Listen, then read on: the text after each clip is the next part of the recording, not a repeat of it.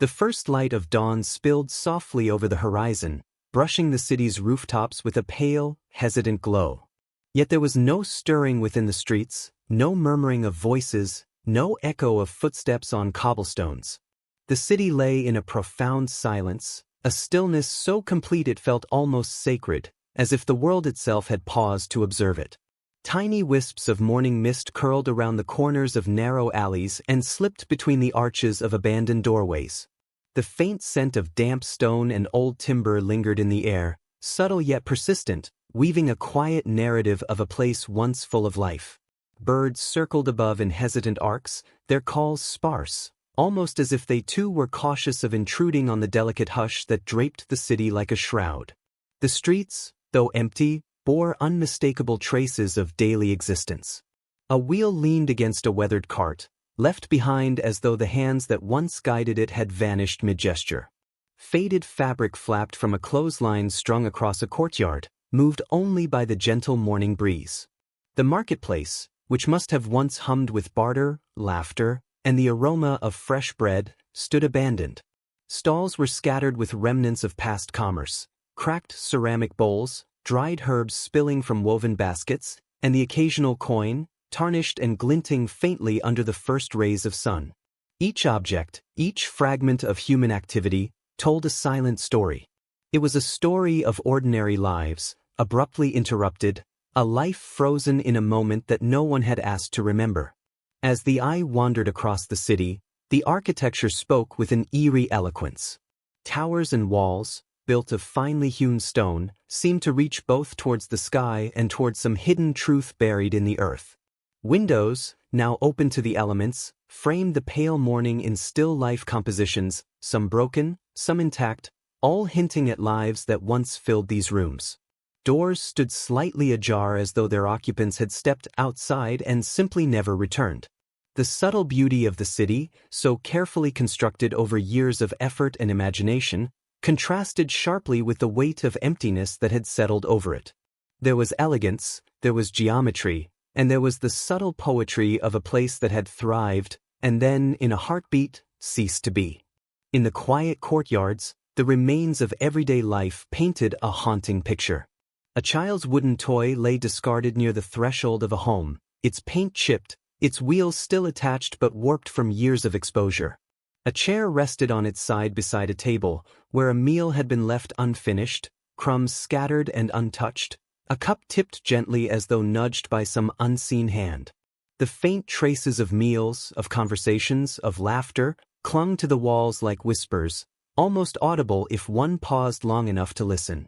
The air itself seemed charged with a memory of human presence, a lingering echo that both comforted and unsettled. Each step through the city felt like a trespass into a frozen memory, a gentle intrusion into a story left incomplete. And yet, there was more than emptiness here. There was anticipation, a subtle, almost imperceptible tension that seemed to hold the city's breath in suspension. It was the sense that something had happened suddenly, a shift so abrupt that ordinary life had no time to adjust. The abruptness of disappearance left an indelible mark on the scene. It was not decay that had silenced the city, but rather a sudden absence, a removal of its inhabitants that left the structures intact, the streets ready for life that would never return. One could wander for hours and see no signs of slow abandonment, no creeping erosion of human habit. It was as if the world had blinked, and when it opened its eyes, the people were gone. The atmosphere carried a gentle, unsettling weight. Shadows stretched long across the stone-paved lanes, softening as the morning light grew stronger, yet never fully dissipating the sense of something paused, frozen, waiting. The wind moved cautiously through the streets, rustling loose leaves and drifting papers, teasing the quiet, yet never disturbing the absolute stillness at the heart of the city. Occasionally, a distant sound, an echoing bird call, the clatter of a loose shutter, would ripple across the empty streets, startling in its unexpectedness. Each noise, each subtle movement emphasized the stillness, reminding the listener that this city had not simply fallen silent. It had vanished into an existence of its own, suspended between memory and imagination. As one's gaze moved across the rooftops, the city revealed hints of its past vibrancy. Chimneys suggested warmth once provided by carefully tended fires. Gardens, now overgrown, held the promise of flowers once nurtured with care. Narrow stairways and balconies whispered of private moments and quiet conversations, lives layered atop one another in the ordinary intimacy of shared spaces. Yet all these traces existed alongside the void, creating a contrast so poignant that the heart could not help but tighten slightly at the thought of lives interrupted. There was beauty, there was history, and there was a profound mystery, all entwined in the silent, early morning air. The city, though abandoned, invited a gentle reverence. Its stillness was not menacing but contemplative, offering a rare opportunity to witness a moment suspended in time. For those who wandered its streets, the sensation was both calming and haunting.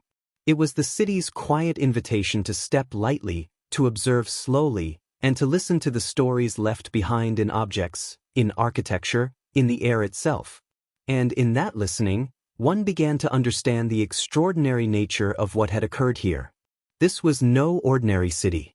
This was a place where ordinary life had ceased in an instant, leaving behind an unsolved enigma that would captivate imagination and curiosity for generations. In the gentle light of morning, the city seemed almost to breathe, as though acknowledging its presence to anyone patient enough to walk among its quiet streets. It spoke not through words but through textures, colors, and the faint scent of earth and stone. Each step, each careful observation, revealed layers of life and memory, as if the city were a living archive, holding secrets that had resisted discovery for centuries.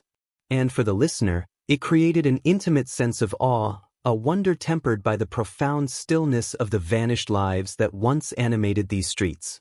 By the time the sun fully rose, spilling golden warmth across every surface, the city remained a place of profound silence, untouched by the passage of time in its own peculiar way.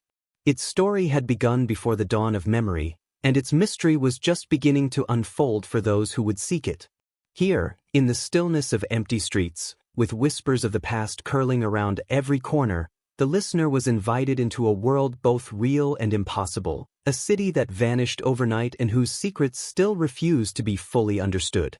The discovery of the city began with a simple curiosity, a journey that started far from the empty streets and silent homes that would later astonish the world.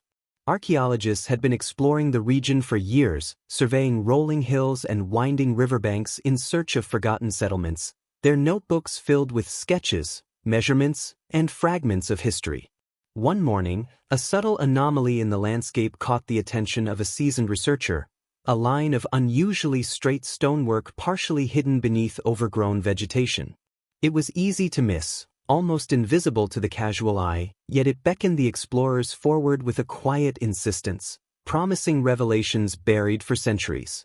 As they pushed through the underbrush, the faint outline of walls began to emerge, delicate yet undeniable, like the first brushstrokes of a painting long concealed under layers of dust and shadow. At first, the city appeared smaller than imagined, a few stone structures clinging to the uneven terrain. But as the archaeologists pressed further, moving carefully through thickets and loose soil, the scale of the site revealed itself in astonishing detail. Streets unfurled like ribbons, buildings clustered in orderly patterns, and courtyards hinted at once vibrant lives. Each step revealed clues, subtle markers of human habitation that had endured the passage of time, shards of pottery with intricate designs, fragments of woven fabric, and the occasional rusted tool. The explorers' excitement grew steadily, a quiet, reverent awe that made even the harsh sun feel gentle. This was more than a discovery, it was a window into lives long gone, a place where time had folded upon itself and left a perfect record of ordinary existence suspended in an extraordinary stillness. As they moved deeper into the city, the evidence of abrupt abandonment became impossible to ignore. Homes were intact, their doors open or slightly ajar, as if inviting the visitors to step inside. Tables were set with dishes, some containing remnants of food long decayed but still distinguishable as evidence of meals interrupted mid-course. Children's toys lay scattered across courtyards, some perched on steps or windowsills, frozen mid-play. Even the marketplace, with its neatly arranged stalls and empty baskets, seemed to whisper tales of a life halted in the span of a single night. There were no signs of fire, no rubble, no immediate indication of invasion or natural disaster. It was a city that had simply, inexplicably ceased to host its inhabitants, leaving behind an astonishing tableau of everyday life. The archaeologists moved cautiously, aware that each artifact, each fragment, held potential insight into the city's final days. They documented every detail meticulously, photographing walls, cataloging items, and mapping streets with precision. Yet the more they uncovered, the more questions seemed to arise. How could an entire community vanish overnight without leaving traces of chaos or struggle? Where had the people gone, and why had they left so suddenly, with so much behind? Every corner of the city seemed to resist simple explanation, holding secrets in its shadows, teasing the researchers with glimpses of life that ended too abruptly to be explained by ordinary circumstances. Among the most striking discoveries were the personal effects. Clothing lay folded or draped over furniture, shoes positioned neatly by doorways, and jewelry placed in small containers as though awaiting a future moment of use. Letters, partially preserved despite the decay of time, hinted at relationships, daily routines, and responsibilities, though none could definitively explain the sudden departure. The city felt intimate in its abandonment, each artifact offering a personal connection to people who had once lived here, and yet eluding any attempt to reconstruct the precise circumstances of their disappearance. It was as though the city had been paused, preserved in a state of living memory, yet locked behind an invisible barrier that refused to be penetrated. The initial impressions of the archaeologists oscillated between awe and disbelief. One researcher would peer into a doorway and catch sight of a table still set, while another would examine the cracks in the stone streets, tracing the paths that inhabitants might have walked mere hours before vanishing. The silence was thick, almost tactile, pressing softly against their senses, and yet it was not oppressive. It was a silence that demanded careful listening, attention to the smallest details, and respect for the stories embedded in the stones and soil. Every step, every careful movement through the city, revealed additional layers of mystery, making it clear that this was no ordinary excavation. As word of the discovery spread, a sense of wonder grew beyond the confines of the site itself. Scholars, journalists, and curious minds from around the globe began to converge, each eager to witness the extraordinary city that had resisted explanation for centuries. Their accounts painted vivid images of streets frozen in time, homes carefully preserved, and the palpable tension between what was visible and what remained unknown. Photographs circulated showing broken windows framing sunlit courtyards, empty fountains, and piles of abandoned belongings, each image resonating with the silent question: what could cause an entire city to vanish so completely, leaving behind only whispers and traces? The city's sudden reemergence in public consciousness was accompanied by a profound emotional response. Visitors spoke of a strange intimacy, of feeling the presence of lives that had abruptly ended, as though the city itself were a living memory attempting to communicate across centuries. Children's laughter seemed almost audible in empty playgrounds, and the faint scent of cooking food seemed to linger in narrow alleyways. Every artifact, every shadow, carried the echo of human existence, and each observer felt a subtle connection to a civilization lost to time. It was a discovery that merged scientific fascination with profound human empathy, bridging the gap between history and imagination. Even the process of documenting the city became part of the unfolding story. Drones hovered above the rooftops, capturing aerial views of the layout with startling clarity, while ground surveys traced the precise angles and alignments of streets and buildings. Every method reinforced the puzzle. The city's preservation was meticulous, almost unnatural in its completeness. There were no haphazard piles of rubble, no signs of hurried evacuation, and no evidence of external forces dismantling the city. It was as though life itself had been paused, leaving a perfect snapshot of ordinary existence, waiting patiently for discovery. The archaeologists' initial impressions were colored not just by curiosity but by a quiet sense of reverence.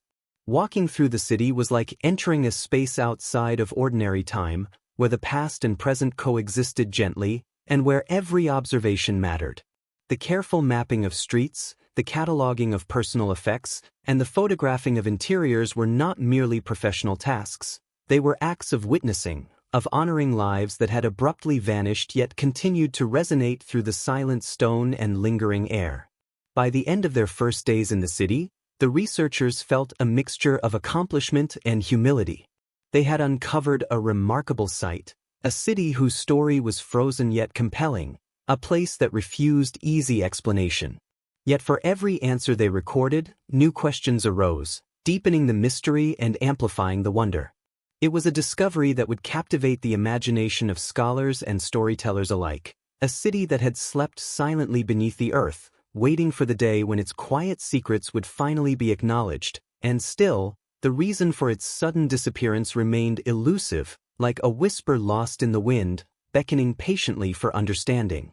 Before the city fell silent, before its streets emptied and its homes were left untouched, it had been alive with the ordinary rhythms of daily life.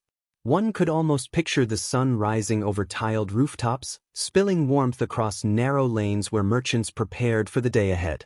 The scent of freshly baked bread drifted from small kitchens, mingling with the earthy aroma of damp stone and the faint tang of herbs growing in window boxes.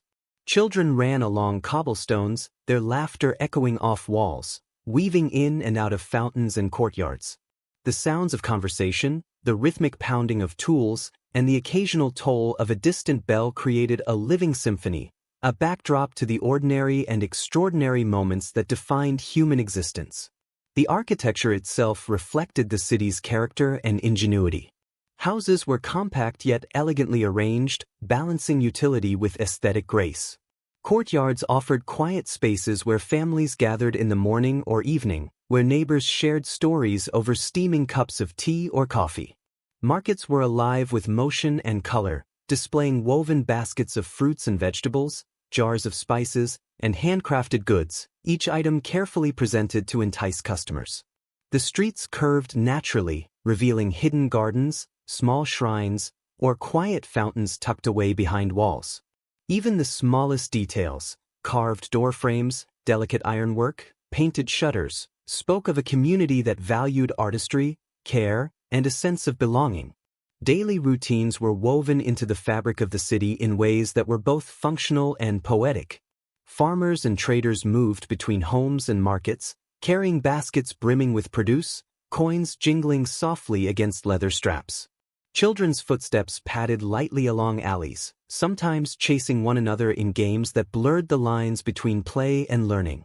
In quiet corners, elders exchanged wisdom and news, their words carried by the gentle wind through open windows. Even the labor of artisans, potters shaping clay, weavers weaving intricate patterns, blacksmiths hammering at anvils, added rhythm and texture to the collective heartbeat of the city. Life here was ordinary, yet it held a subtle richness, a layered complexity that made its sudden disappearance all the more jarring. Social life, too, was a central thread in the city's tapestry. People gathered in communal spaces for celebrations, shared meals, and moments of reflection.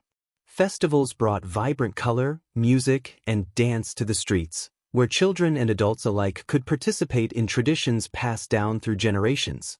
At twilight, the city would glow with lantern light, soft shadows dancing across stone walls as voices mingled in laughter and song.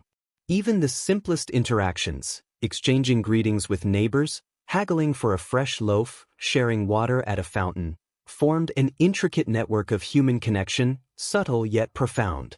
It was a city that thrived on the ordinary, and yet its ordinariness made its vanishing feel like a profound disruption in the natural order of the world. The homes themselves were intimate reflections of the people who inhabited them. Kitchens bore the faint residue of meals prepared with care, the traces of recipes handed down through generations.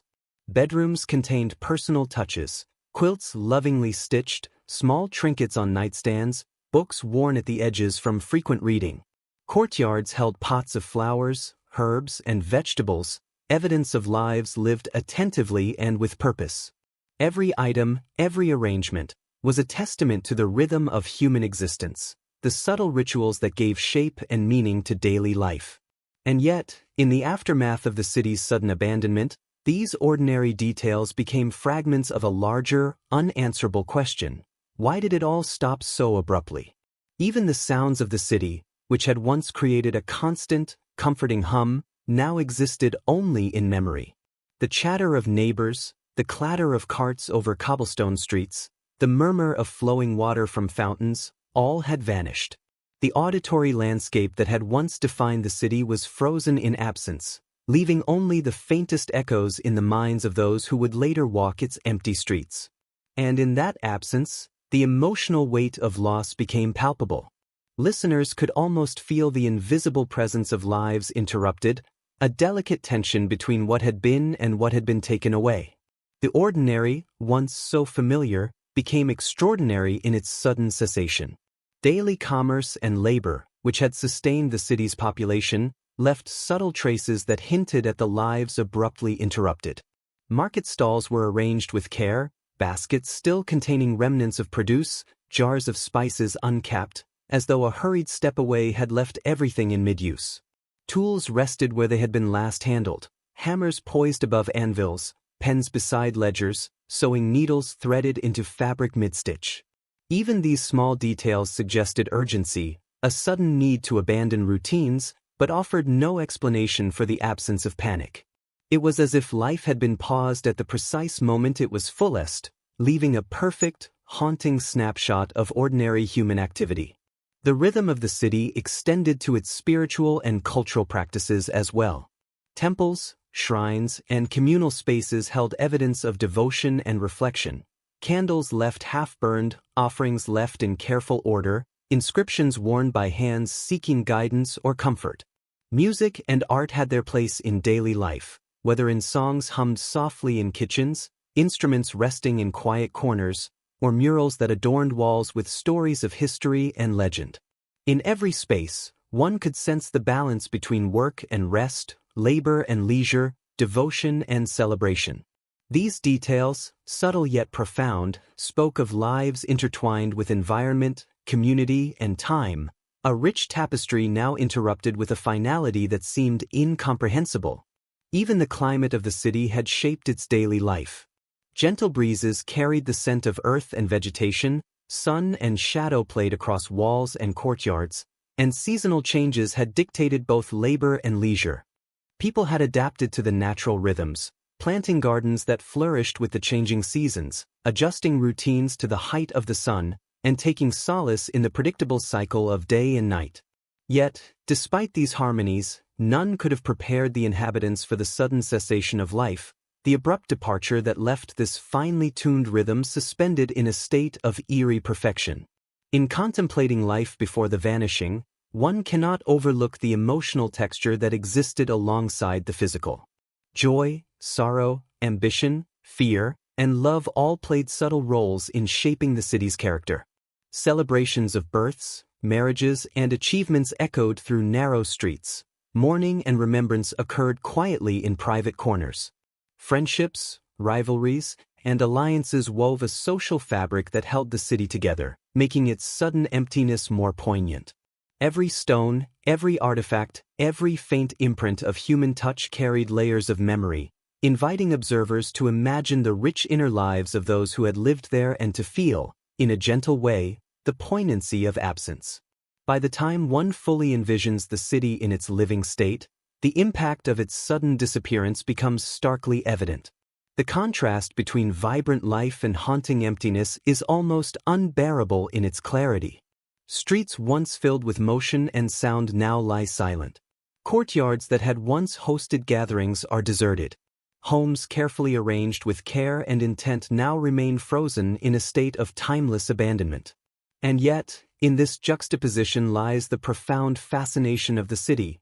Its ordinary life, once so rich, becomes a lens through which the extraordinary mystery of its vanishing is most sharply perceived.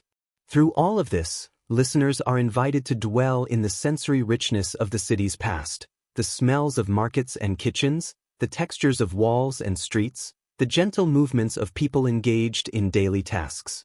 Every detail enhances the sense of presence, making the eventual vanishing all the more haunting. It is a life that can be felt, imagined, and internalized, a city alive in memory, even as it remains absent in reality.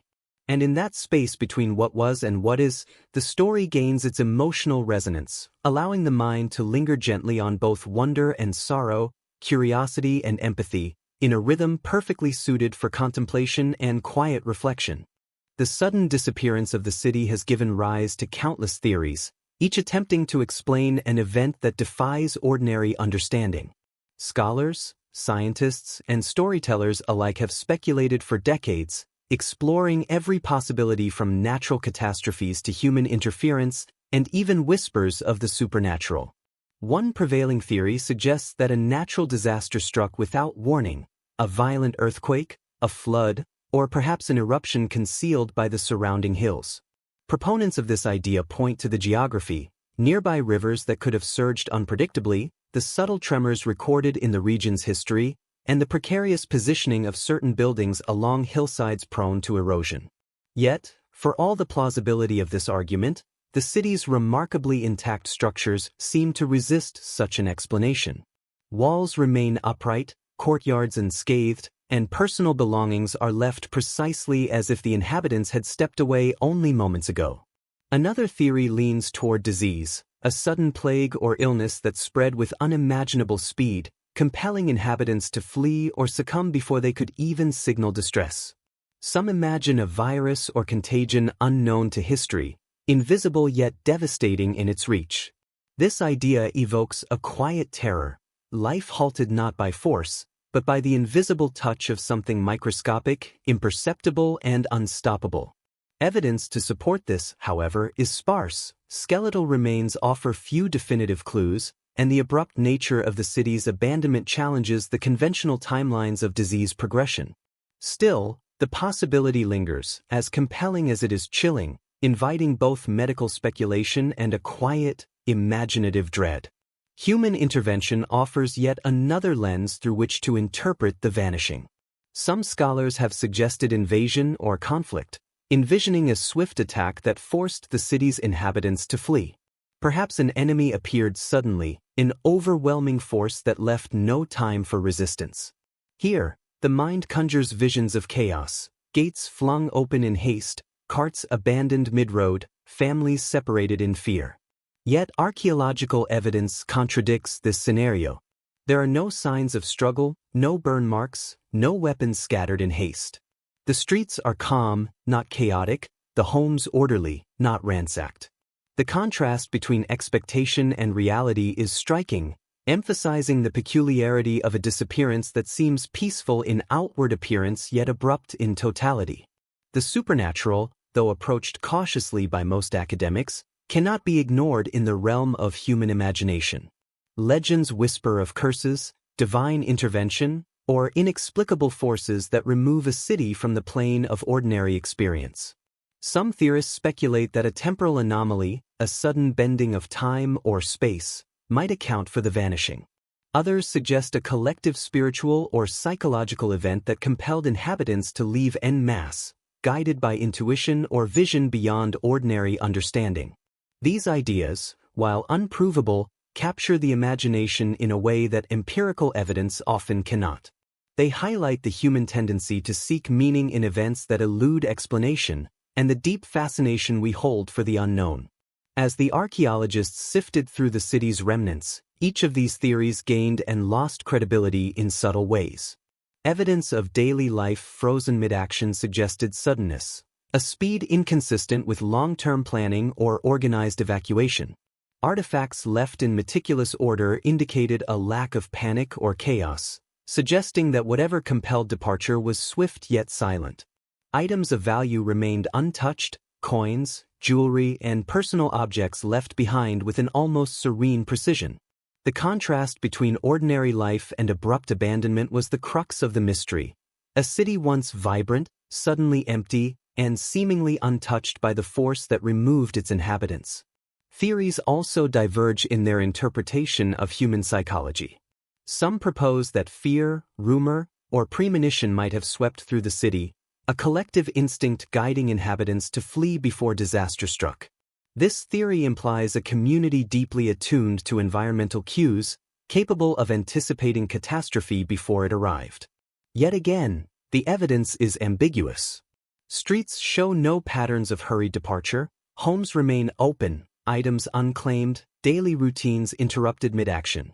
The human element remains enigmatic. What could drive an entire population to abandon not only their possessions but their lives with such efficiency, leaving no trace of disorder? Even climatic and environmental hypotheses continue to provoke debate. Scholars note subtle changes in weather patterns, potential droughts, and shifting river courses that could have affected agriculture, water supply, and the economy. A city reliant on these resources could theoretically be compelled to evacuate, yet the suddenness and completeness of the disappearance challenges the notion of a gradual environmental decline. There are no abandoned fields showing signs of neglect, no evidence of famine or slow decay.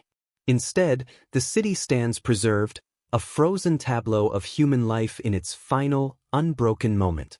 The environment, though potentially influential, seems only a partial actor in this intricate drama. Legends and oral histories from neighboring regions offer yet another layer of speculation. Stories passed down over generations speak of a night when the city simply vanished, when families stepped outside and never returned, leaving behind only whispers and faint echoes in the surrounding valleys. These narratives, while lacking empirical rigor, provide emotional and cultural context. They reflect the collective imagination of the region, capturing the awe, fear, and wonder inspired by an event that defies ordinary comprehension. Through them, the city becomes more than a physical space. It becomes a symbol, a canvas upon which generations have projected both mystery and meaning. Theories, however plausible or fantastical, share a common trait: they all grapple with absence. Each attempts to reconcile the ordinary with the extraordinary, to explain how vibrant life could halt with no warning. The tension between the expected and the observed deepens the enigma, drawing both scholars and laypeople into prolonged contemplation. This tension itself becomes part of the story, a subtle yet persistent emotional undertow that keeps the listener engaged and curious. It is not merely the disappearance that captivates, but the impossibility of fully understanding the forces behind it. As discussions among experts continued, the city itself seemed to offer quiet resistance to all explanations. Walkways, courtyards, and homes contained hints, fragments, and suggestions, but no definitive answers. Archaeologists uncovered personal belongings in remarkable order, inscriptions and documents partially preserved, and traces of daily life that resisted categorization. Each new find shifted the balance of probability, sometimes lending support to one theory, sometimes undermining it entirely. The city seemed to assert its autonomy, revealing secrets on its own terms, compelling those who studied it to accept that some mysteries may remain unresolved, however carefully examined. Theories also reflect the human desire to impose narrative structure on chaos. Each hypothesis, whether natural disaster, disease, invasion, or supernatural intervention, offers a way to conceptualize the unexplainable. They provide scaffolding for imagination, turning incomprehensible absence into a story, however tentative. This interplay between fact and speculation heightens emotional engagement, inviting listeners to inhabit the city vicariously, to imagine its streets filled with life, and to ponder the forces that rendered it silent. The very act of theorizing becomes part of the immersive experience, blurring the boundary between historical analysis and narrative exploration. Yet for all these hypotheses, a central truth persists: the city vanished with a suddenness that defies ordinary cause and effect. Evidence points to abruptness, order amidst absence, and lives interrupted mid-motion. Each theory, in turn, must contend with the contrast between expectation and observation, between human intuition and the stubborn reality of what remains. This tension is the heart of the mystery, the source of fascination, and the reason why the city continues to captivate both scientific minds and imaginative hearts alike. It is a puzzle that refuses easy solutions, offering instead a layered, enduring enigma. Even as experts debate and theorize, the emotional resonance of the city's sudden disappearance remains potent. Visitors report a quiet awe, a subtle shiver at walking through streets emptied yet carefully preserved. Every abandoned home, every paused meal, every forgotten toy tells a story that defies linear explanation. It is the contrast between life and emptiness, vibrancy and stillness, expectation and reality, that gives the city its extraordinary power to engage the imagination. Theories provide frameworks, but the city itself is the canvas, and its silence is the brushstroke that leaves the deepest impression. In the end, the fascination with the city's disappearance is not just about solving a mystery, it is about dwelling in the tension between known and unknown, ordinary and extraordinary, life and absence. Each theory, each whispered idea, deepens the story, inviting the listener to linger in contemplation.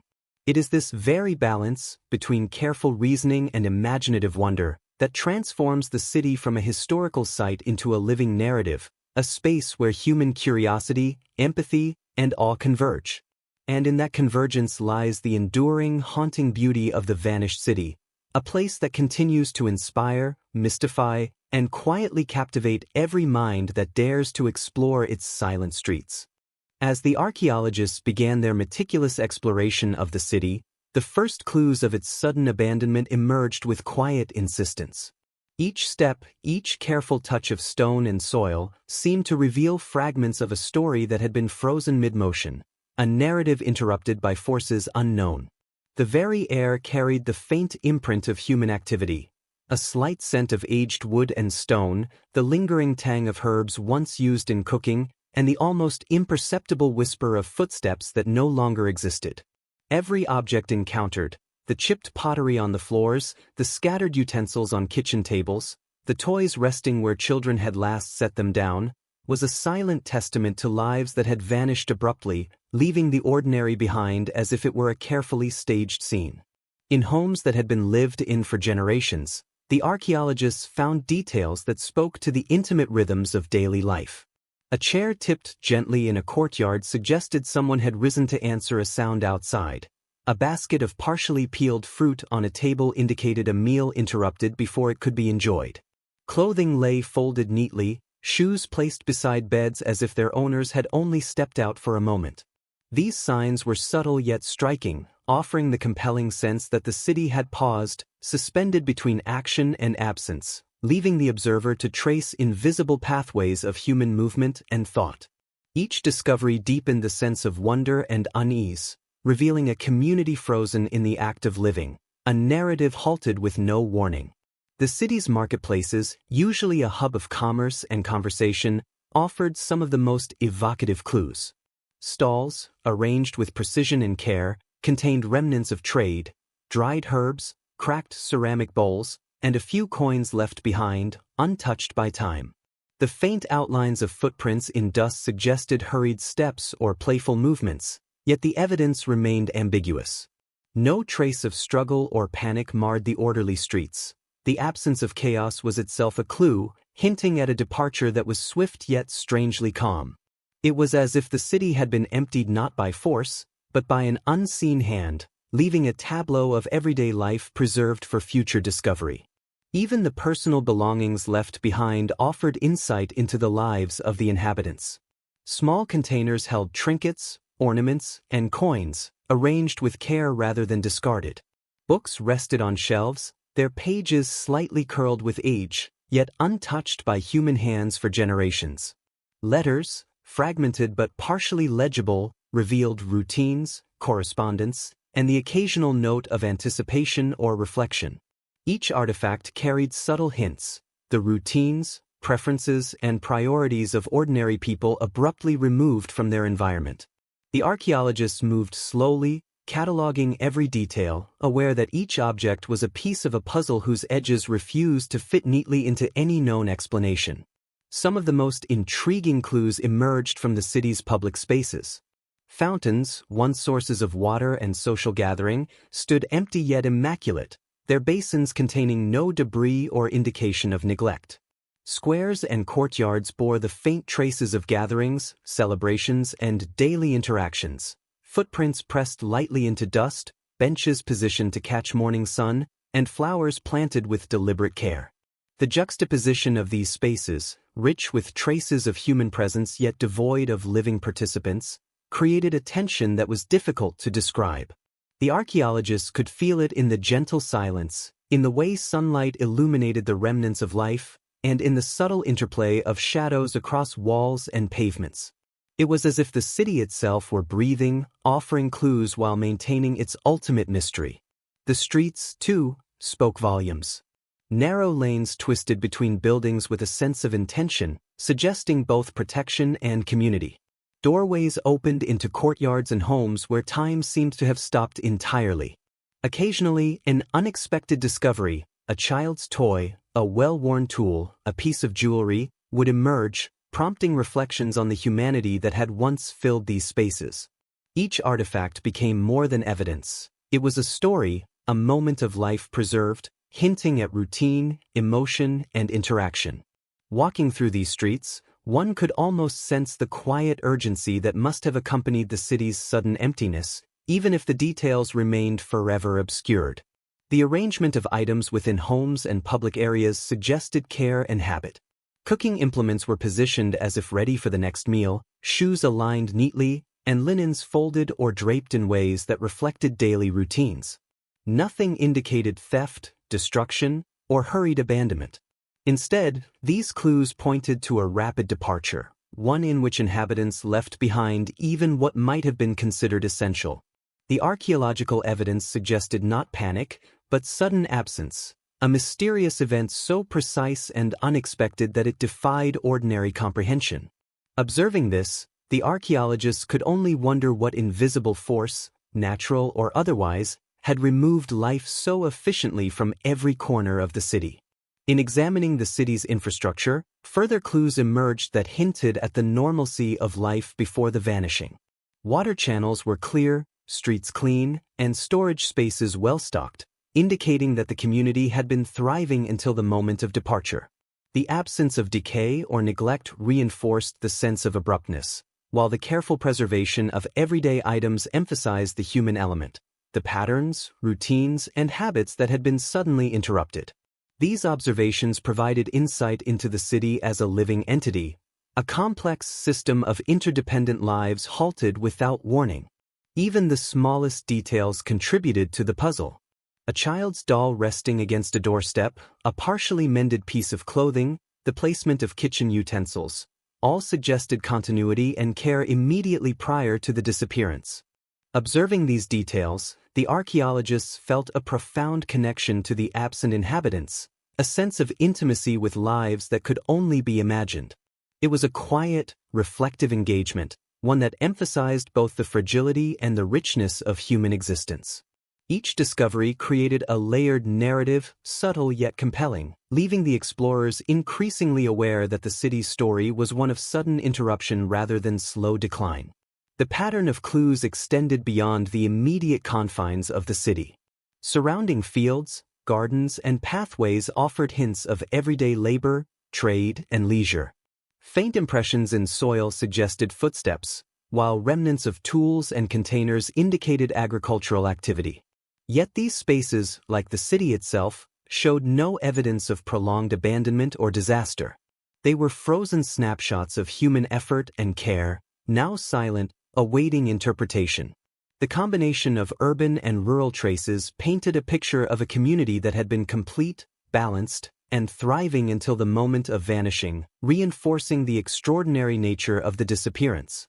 Through every observation, the archaeologists were struck not only by what was present, but by what was absent. There were no signs of conflict, no evidence of fire or flood, no markings suggesting hurried escape. Instead, there was an almost sacred stillness, a calm that made each object seem both poignant and mysterious. The city was offering its secrets slowly, in pieces, yet some truths remained forever out of reach, concealed in the quiet spaces between walls and the invisible patterns of everyday life. It was in these absences, these subtle hints, that the city's story grew most compelling, drawing both scholars and the imagination of the listener into a deeper engagement with the mystery. By the end of their first weeks in the city, the archaeologists had cataloged hundreds of artifacts, mapped streets, and documented countless traces of everyday life. Each clue contributed to a larger understanding of the abruptness and precision of the abandonment, while simultaneously deepening the enigma.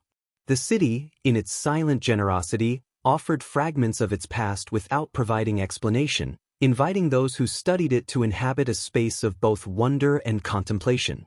The process became an immersive meditation, a journey into ordinary human life interrupted, and a reflection on the delicate balance between presence and absence, continuity and sudden void.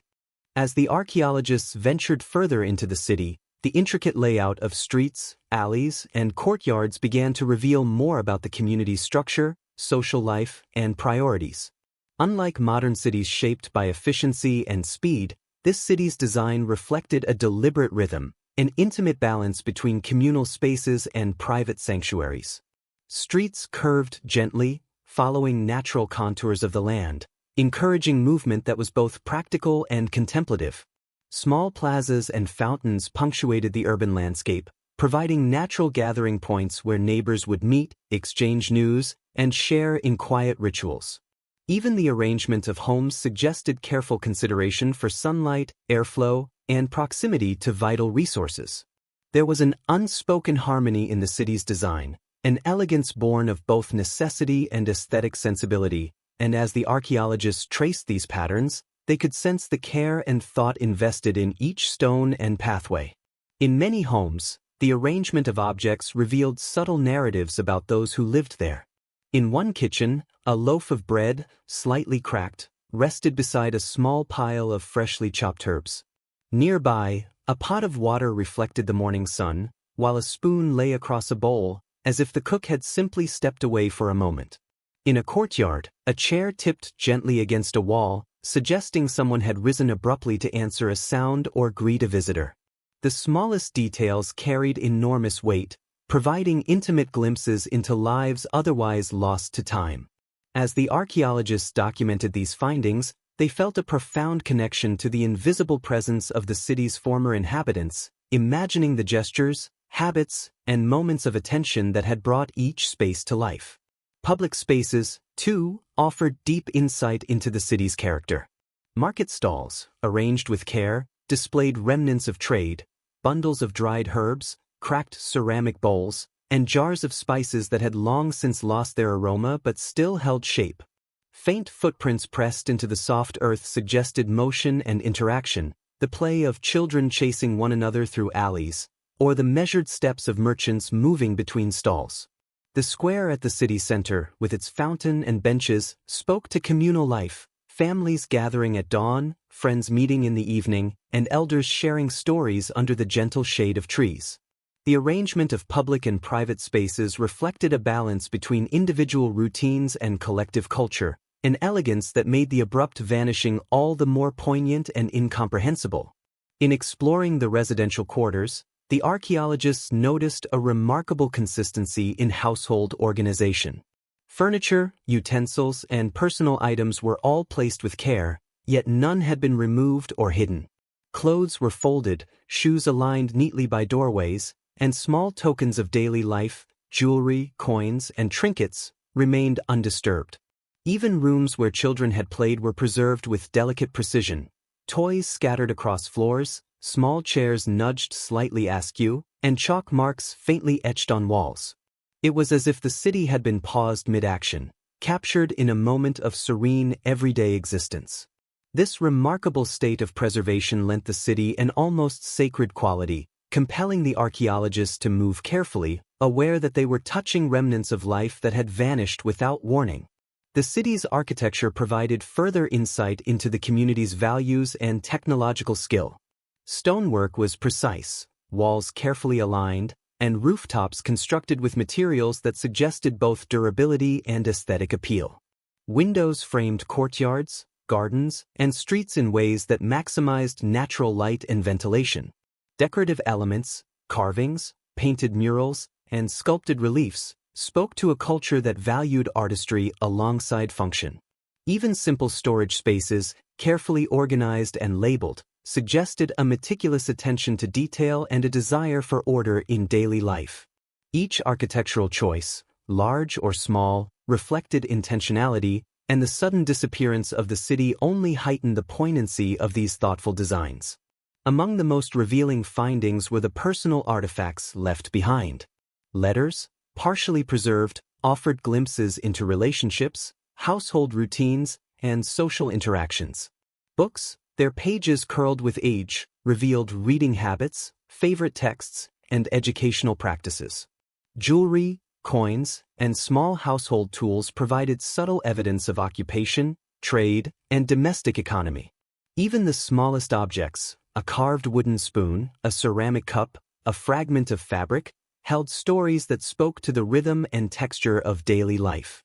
Each discovery became a bridge across centuries, allowing the archaeologists to imagine the gestures, priorities, and emotions of a community whose ordinary existence had ended abruptly. The city's gardens and courtyards were equally evocative. Pots of flowers, herbs, and vegetables had been carefully tended, their placement indicating deliberate care for both aesthetics and sustenance. Water features, whether small fountains or channels, were constructed to provide practical irrigation while also offering sensory pleasure, the gentle sound of flowing water, the cooling effect of shaded courtyards. Pathways, though simple, guided movement thoughtfully, allowing inhabitants to pass through spaces that were both functional and reflective. Observing these areas, the archaeologists could almost sense the presence of the people who had maintained them, hands pruning leaves, feet following familiar routes, eyes enjoying sunlight filtered through leaves. These ordinary acts of care took on extraordinary significance in the context of sudden absence, highlighting the human touch that had shaped the city over generations. Social life in the city was subtly encoded in its spatial design. Homes were close enough to allow interaction but far enough to ensure privacy. Marketplaces were central, easily accessible, and designed to encourage commerce, conversation, and social engagement. Public squares offered communal gathering points, while hidden gardens and alcoves provided spaces for quiet reflection. Even the distribution of streets suggested a rhythm to daily life, movement that was neither rushed nor chaotic, allowing for the ordinary rituals of human existence, shopping, working, visiting, playing, to unfold naturally. The city had been a living organism, its design reflecting a careful balance between practicality and the human desire for connection. The sudden abandonment of this carefully structured space created a striking contrast. Streets that had once teemed with motion were empty. Courtyards that had hosted quiet gatherings stood silent. Homes arranged with precision now waited, untouched, for inhabitants who would never return. It was in this contrast, between the vibrancy of life and the stillness of absence, that the city's story found its emotional resonance.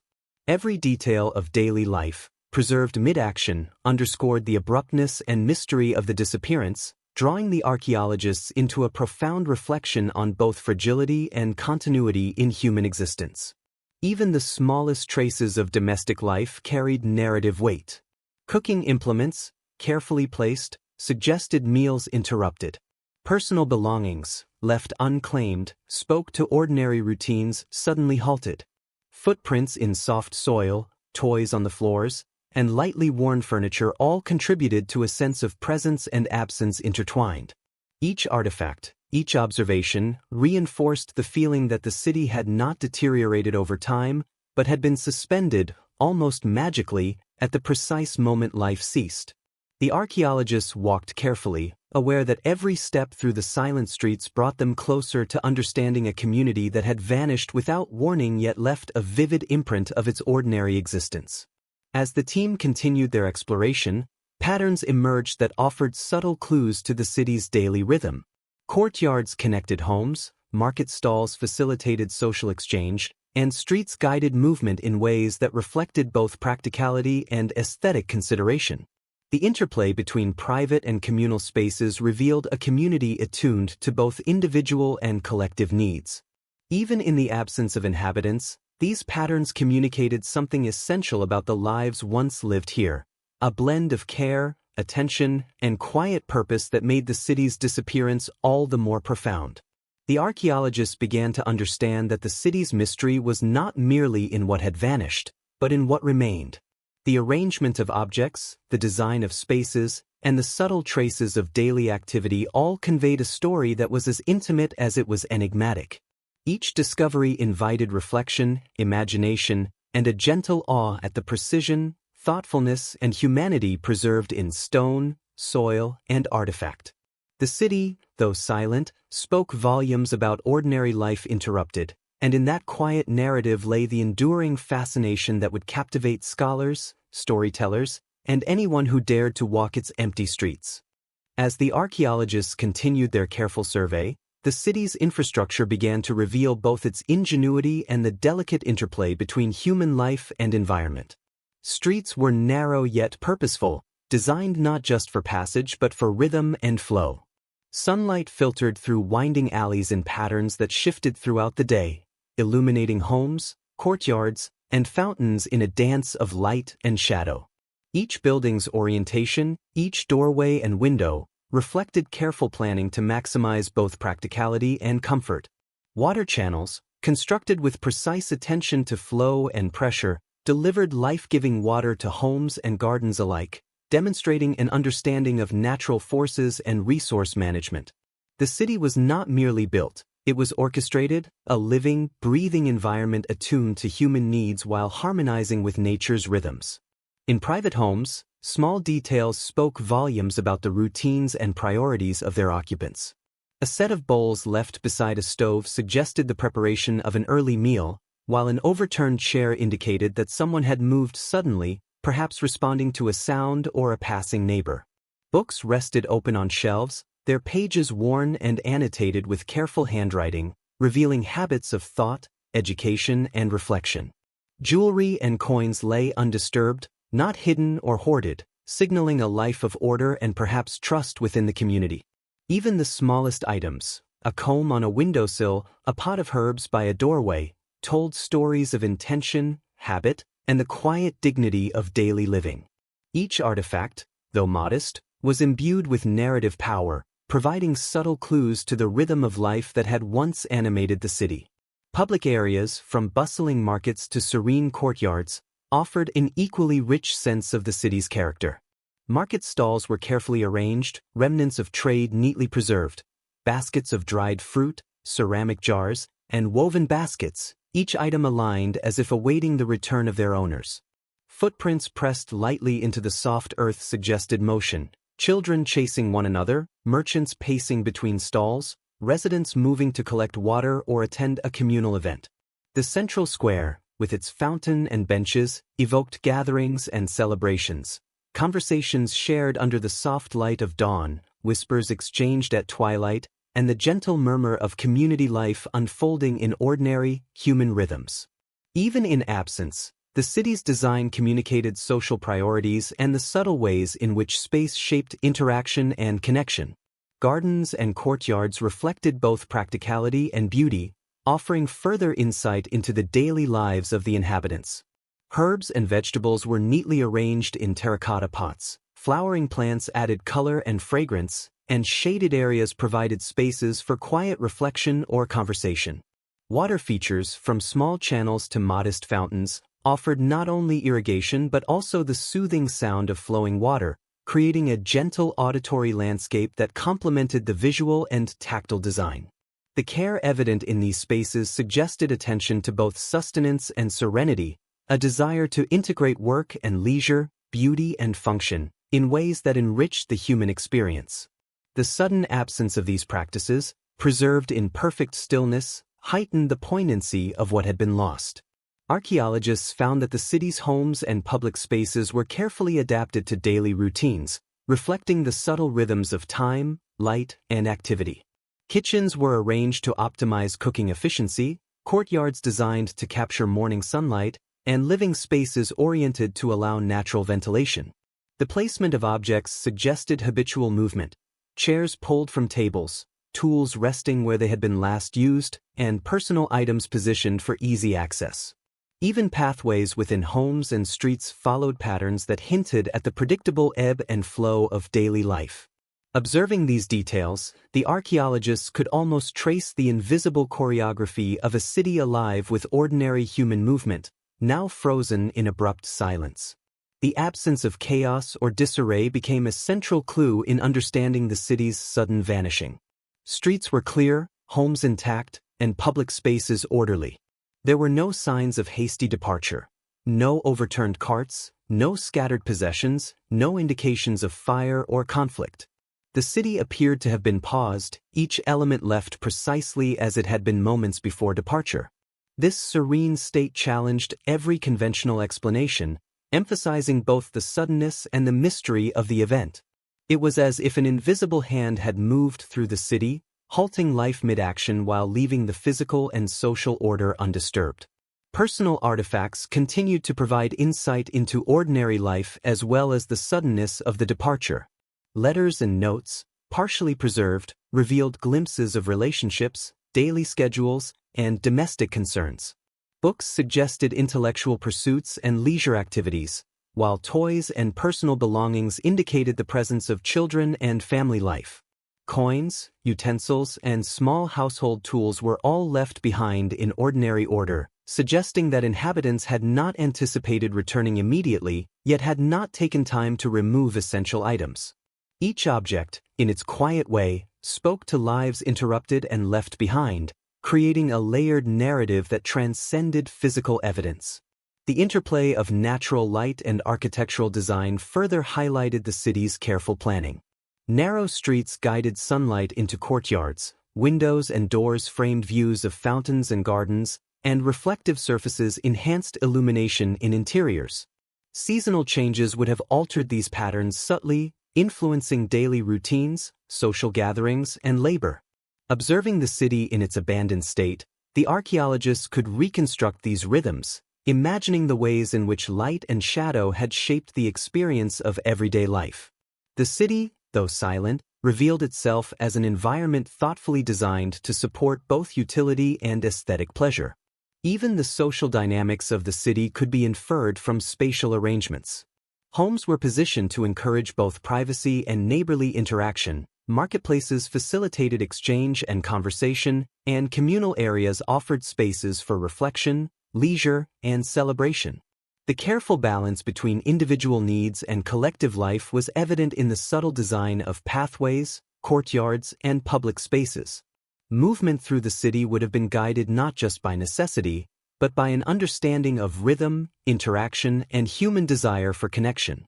The city's disappearance, in this context, felt like the sudden cessation of a carefully orchestrated dance, leaving an indelible impression on those who explored it.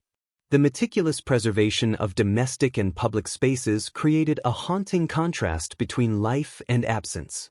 Kitchens paused mid-preparation, furniture aligned as though awaiting occupants, and gardens maintained their careful order.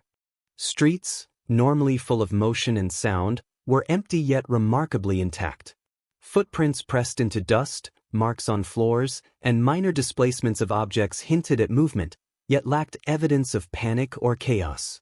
The city seemed frozen, a snapshot of ordinary life interrupted with a precision that was both beautiful and unsettling. Observing this, the archaeologists felt a profound sense of connection to lives suspended in time, and an equally profound curiosity about the forces that had orchestrated such abrupt stillness. Artifacts continued to reveal subtle insights into the city's rhythms. Cooking utensils, partially used, suggested meals interrupted. Books left open indicated study or leisure paused mid-page. Coins, jewelry, and tools provided evidence of domestic economy and personal priorities. The cumulative effect of these details painted a picture of ordinary life, rich in routine and ritual, suddenly halted. Each item carried layers of narrative and emotional resonance, offering the archaeologists glimpses into human behavior, thought, and daily patterns that were otherwise lost to history. Through every corridor, courtyard, and alley, the city's story unfolded in fragments, each piece compelling deeper engagement. The contrast between vibrant past life and present absence amplified the sense of wonder and unease. Archaeologists, guided by careful observation and methodical recording, found themselves immersed in a living narrative, reconstructing the ordinary moments that had defined existence in this community. The city's meticulous preservation, combined with its abrupt vanishing, created an unparalleled opportunity to study both human behavior and the profound mystery that had rendered an entire population absent without explanation. In contemplating the evidence, it became clear that the city's sudden disappearance was not only a physical event but a psychological and emotional one. The silent streets, intact homes, and preserved artifacts evoked empathy and curiosity, drawing the observer into the intimate lives of the inhabitants. Every object, every architectural choice, and every spatial arrangement spoke to intention, habit, and care. The city, though devoid of life, was alive in memory and imagination, allowing those who explored it to feel both the vibrancy of what had been and the haunting serenity of what was lost. As the archaeologists delved deeper into the city, they began to notice subtler patterns, nuances that hinted at the inner lives of the people who once inhabited these streets. It was not only the objects left behind that told a story, but the spaces between them, the quiet intervals that suggested intention, ritual, and the ebb and flow of daily life. A narrow alley led to a sunlit courtyard where a single chair had been positioned to catch the morning warmth. A basin of water stood beside it, reflecting the sky in a moment frozen by time. These tiny details conveyed rhythm and purpose, hinting at moments of reflection, conversation, and quiet observation that had been part of the city's everyday fabric. The archaeologists began to sense that life here had been considered, intentional, and carefully measured, a civilization attuned to both its surroundings and to one another. In the residential quarters, the smallest objects revealed extraordinary insights. In one modest home, a child's toy lay half-hidden beneath a bench, its presence suggesting play interrupted mid-gesture. Nearby, a loaf of bread on a counter, partially cut, indicated that a meal had been underway, paused perhaps by an abrupt decision to step outside. Clothing lay folded neatly, shoes aligned by doorways, and writing implements rested on tables, hinting at study or correspondence in progress. Each artifact, though modest, contained a narrative thread, a whisper of the lives that had intersected in these rooms. The archaeologists, tracing these threads carefully, imagined footsteps, gestures, and quiet conversations that had occurred in perfect ordinary rhythm before the city became silent. Public spaces offered equally revealing clues. Markets, once filled with energy, were now silent yet arranged in meticulous order. Baskets, pottery, and woven containers stood where they had been placed, untouched by time or human interference. Footprints in dust and faint impressions on soft earth suggested motion, yet the evidence of hurry or panic was absent. Squares and fountains, designed as gathering places, reflected both social cohesion and aesthetic sensibility. Even in absence, the spaces communicated priorities, the encouragement of exchange, the value of communal interaction, and the importance of reflection. Observing these spaces, the archaeologists could almost hear the murmur of conversation, the laughter of children, and the gentle clatter of everyday activity, now suspended in quietude. The gardens and courtyards further illustrated the intimate balance between practicality and beauty. Herbs and vegetables were carefully arranged in terracotta pots, flowering plants stood in deliberate patterns, and water channels maintained irrigation with graceful efficiency. Every element suggested care, attention, and a desire to create an environment both functional and pleasant to inhabit. The subtle harmony of these spaces, preserved in remarkable order, emphasized the thoughtfulness that characterized daily life. The archaeologists found themselves imagining hands pruning leaves, steps tracing familiar paths, and quiet moments of reflection in shaded corners, a tapestry of ordinary existence frozen mid-pattern. Even the spatial organization of the city revealed insight into social structures. Homes were positioned to encourage interaction while maintaining privacy, streets guided movement thoughtfully, and public areas offered spaces for both leisure and reflection. The interplay of private and communal spaces suggested an understanding of human behavior, the need for connection, for routine, and for spaces where both work and leisure could unfold naturally. The archaeologists began to appreciate the city as a living system, one that had been deliberately tuned to support a delicate balance of daily life, social cohesion, and individual comfort. The city's abandonment added a layer of poignancy to these observations. Streets that had once been filled with the rhythm of daily life were silent.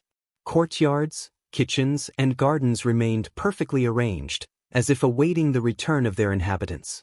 The contrast between activity and absence was palpable, a visual and emotional echo that heightened both the mystery and the sense of loss.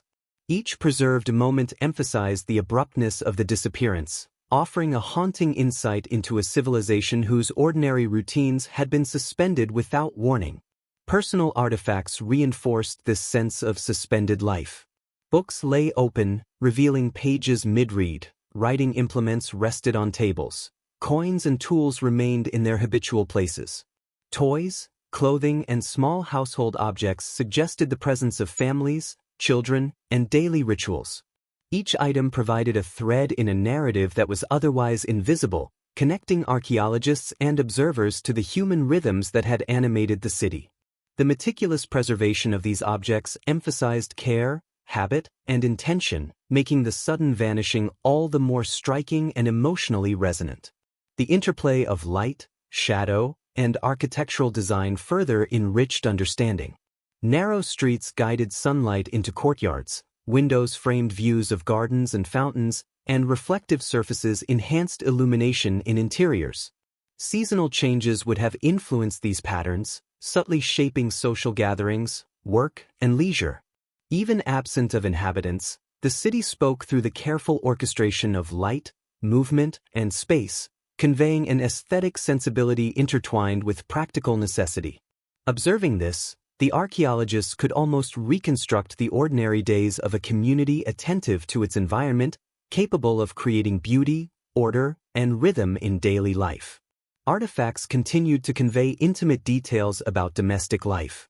Cooking utensils suggested meals interrupted mid-preparation. Personal effects hinted at study, trade, or leisurely activities, and decorative elements revealed aesthetic preferences, social values, and cultural expression. Every object, no matter how small, contributed to a rich tapestry of understanding, offering glimpses into lives that were simultaneously ordinary and extraordinary in their preservation. Each piece invited the archaeologists to engage their imagination, reconstructing the small gestures, sounds, and movements that defined the city's vibrant past. The suddenness of the city's disappearance became even more apparent against this backdrop of careful arrangement. There were no signs of chaos, conflict, or hasty evacuation. Streets remained clear, homes were intact, and public spaces were orderly. The precision of abandonment suggested a departure that was swift, quiet, and extraordinary. Every preserved object, every spatial relationship, underscored the abruptness and mystery of the event, reinforcing the tension between ordinary life and sudden absence. The city, in its frozen state, offered an unparalleled glimpse into human life interrupted, both ordinary in detail and extraordinary in circumstance. The archaeologists began to realize that the city's story was told not only through what was present but through what was absent. Silence became as informative as sound, emptiness as revealing as presence. The absence of panic, disorder, or destruction highlighted the precision and strangeness of the disappearance. Meanwhile, the careful preservation of everyday life emphasized human intentionality, the ordinary routines, and the quiet attention that had characterized existence in the city. It was a paradoxical revelation. The city spoke most clearly through its stillness, offering a narrative that was both evocative and resistant to definitive explanation.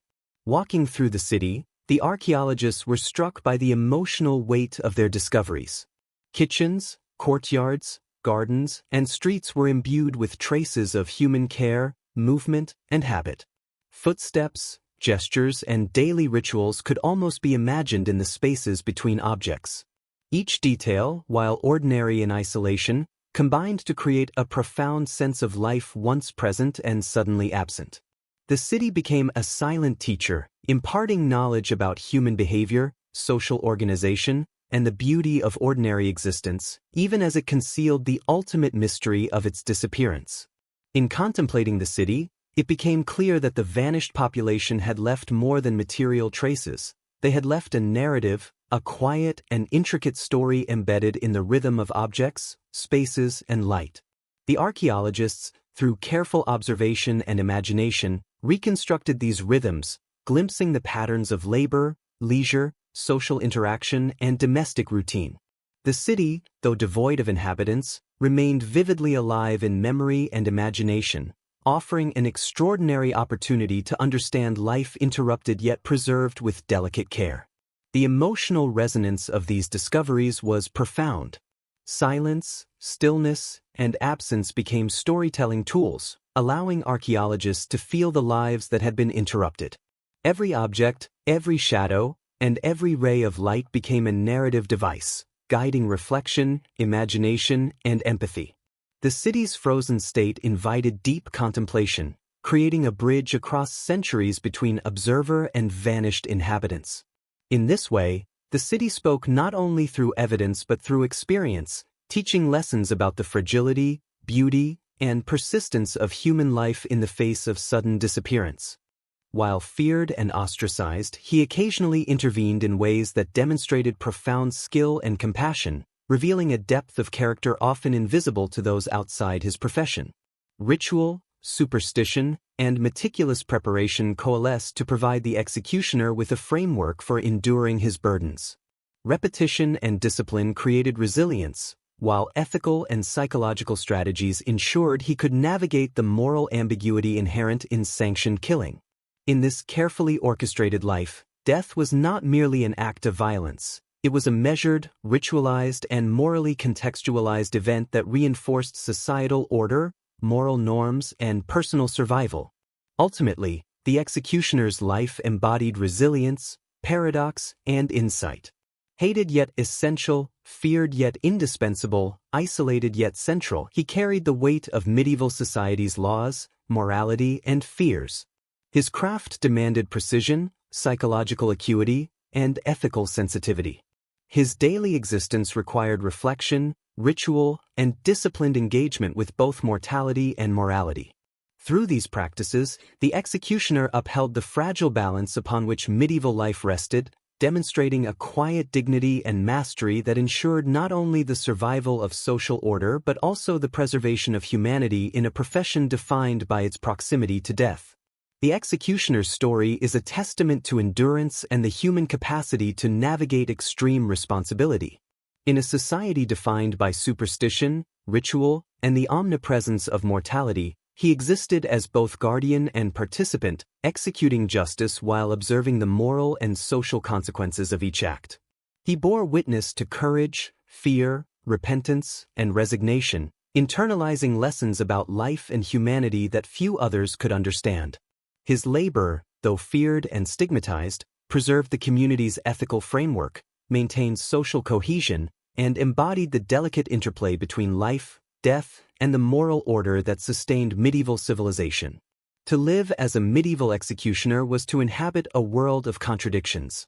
One foot in life, one in death, one hand wielding authority, the other extending compassion, one existence isolated, yet central to societal function. Each day, he balanced these forces with precision, ritual, and moral awareness, demonstrating an endurance and insight that transcended fear and stigma. His profession demanded mastery of tools, bodies, and minds, as well as the ability to navigate human emotion and communal expectation. Through discipline, reflection, and subtle acts of ethical judgment, the executioner sustained a society that relied upon his skill even as it shunned him, maintaining order in a world ever aware of life's fragility. In the final reckoning, the executioner was both cursed and indispensable, a living paradox whose work upheld law, morality, and social structure. The community feared him, the condemned relied upon his skill, and yet few understood the depth of his experience or the resilience required to survive in a profession defined by mortality. He mastered the interplay of fear, ritual, compassion, and precision, transforming a role often associated solely with dread into one imbued with discipline, dignity, and nuanced humanity. His life serves as a powerful reminder that even in professions defined by darkness and societal scorn, resilience, insight, and moral awareness can shine quietly, sustaining both the individual and the community they serve. Seasonal shifts would have subtly influenced these patterns, shaping routines, social gatherings, and labor practices. Even absent inhabitants, the city conveyed an understanding of human needs, aesthetic pleasure, and environmental harmony through these carefully orchestrated spatial and visual cues. The evidence of social dynamics was encoded in the city's physical structure. Homes were positioned to balance privacy with neighborly interaction. Streets guided movement toward communal spaces, while marketplaces encouraged trade and conversation. Courtyards and plazas offered quiet areas for reflection and leisure. These spatial relationships revealed a sophisticated understanding of community life, a rhythm of interaction and withdrawal, work and play, observation and engagement. The archaeologists, moving through these spaces, could almost sense the invisible choreography of daily routines, a delicate balance that had been maintained until the moment of vanishing. Every corner of the city contributed to an overarching narrative of ordinary life interrupted. Kitchens paused mid-preparation, courtyards awaited conversations that would never occur, and gardens held the gentle touch of unseen hands. Streets, normally alive with motion, stood silent. Footprints, toys, tools, and personal effects all spoke of action that had ended abruptly, leaving a haunting tableau of everyday existence. This contrast between meticulous preservation and sudden absence created a profound emotional impact, drawing the archaeologists and, through their work, future observers into a reflection on human fragility, habit, and the unpredictability of fate. The city's story was told not only through what was present but through what was absent. Silence, stillness, and the careful alignment of objects conveyed as much meaning as physical artifacts. The absence of disorder, chaos, or destruction highlighted the abruptness and completeness of the departure. Meanwhile, the preservation of routine, habit, and domestic care emphasized the human element, intention, focus, and quiet attention to daily life. This paradoxical combination of presence and absence created a narrative that was simultaneously vivid and mysterious, inviting observers to contemplate both the richness of ordinary life and the inexplicable forces that had ended it so abruptly. Walking through these spaces, the archaeologists were enveloped by a sense of intimacy and connection with the vanished inhabitants. Every object, every placement, and every architectural choice became a window into personal and communal lives. Footsteps and gestures could be imagined in the intervals between artifacts, while faint echoes of conversation, laughter, and routine resonated in the empty courtyards. The city, though devoid of living souls, communicated its story through evidence, rhythm, and the subtle interplay of space and light. It became more than an archaeological site. It became a living lesson in human life, continuity, and sudden absence, a meditation on both what had been and what had been lost. The emotional resonance of these discoveries extended beyond intellectual curiosity. Silence, absence, and stillness became a form of narrative, conveying empathy, reflection, and wonder.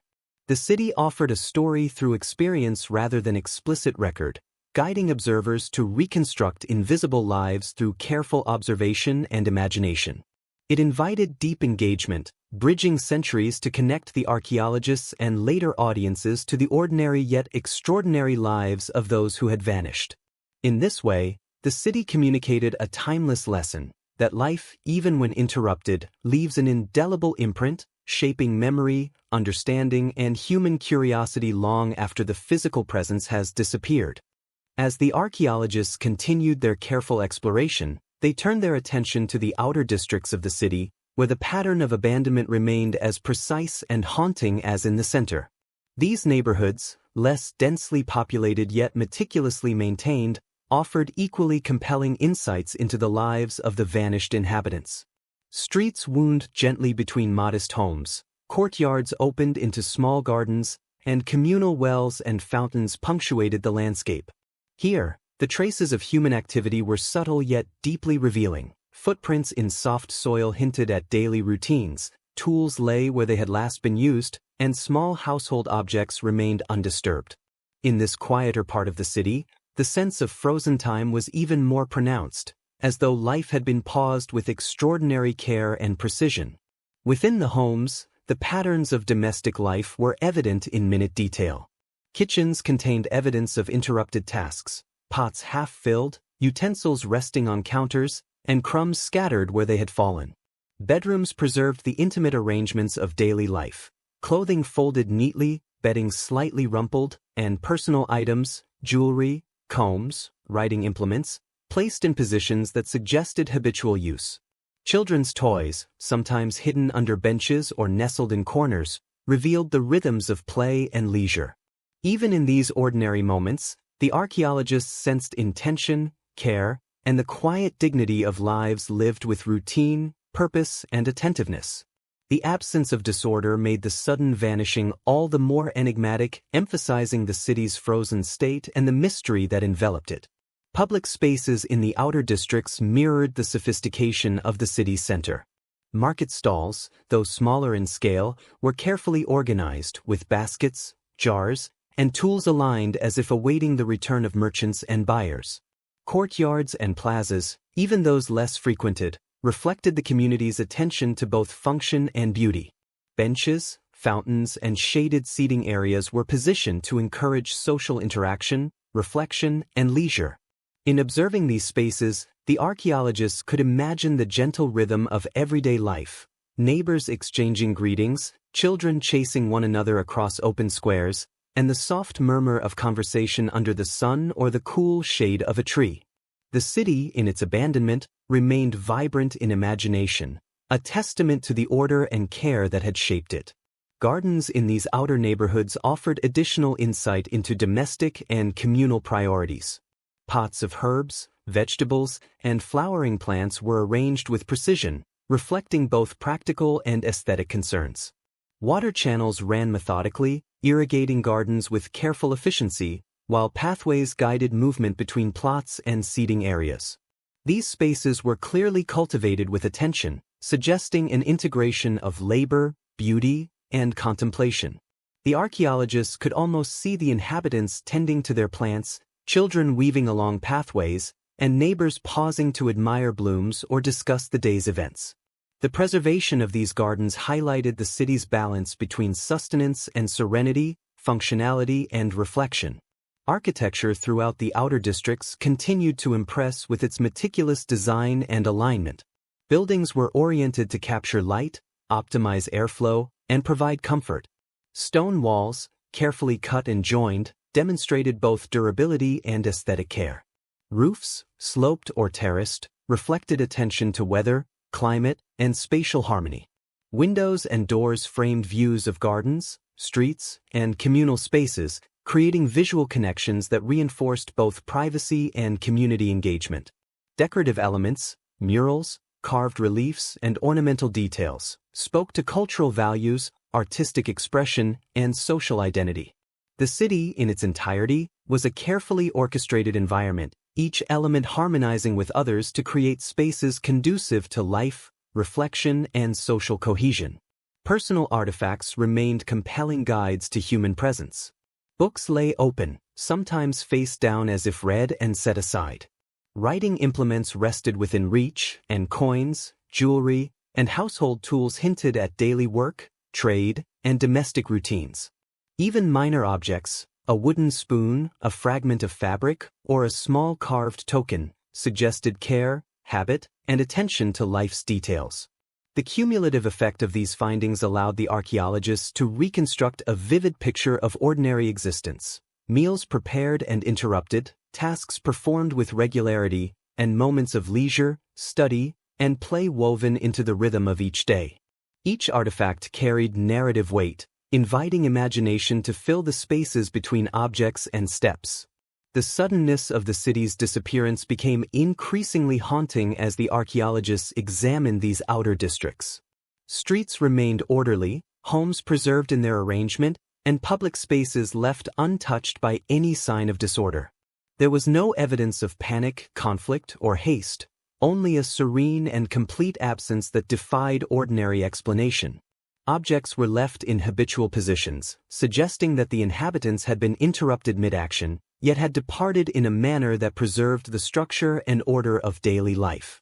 This combination of meticulous preservation and abrupt absence heightened both the mystery and the emotional resonance of the city, emphasizing the fragility and unpredictability of human existence. Light and shadow, interacting with architecture and landscape, offered subtle but powerful insights into the city's design. Sunlight filtered through narrow streets, casting patterns that shifted with time and season. Windows framed views of gardens, fountains, and streets, creating spaces that encouraged both social engagement and private reflection. Courtyards and plazas were positioned to benefit from natural light, enhancing their function and aesthetic appeal. Even absent inhabitants, the city communicated the care with which it had been designed, demonstrating an understanding of human needs, comfort, and the desire for harmony with the natural environment.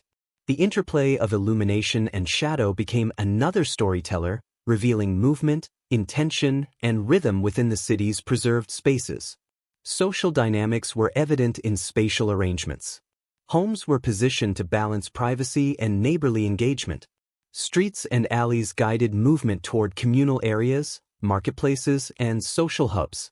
Gardens, fountains, and plazas created spaces for interaction, reflection, and leisure. These relationships reflected a sophisticated understanding of human behavior, facilitating rhythm, interaction, and personal space. The archaeologists could imagine the choreography of life, neighbors exchanging greetings, children playing in shared courtyards, and individuals pausing in gardens or along sunlit paths. The city's spatial organization, even in absence, narrated a story of connection, care, and social cohesion that had once structured daily life. Every space, artifact, and structural detail contributed to the narrative of a community frozen in time. Kitchens paused mid-preparation, courtyards stood silent, gardens maintained delicate order, and streets remained empty yet perfectly aligned. Footprints, tools, toys, and personal items provided evidence of activity abruptly halted.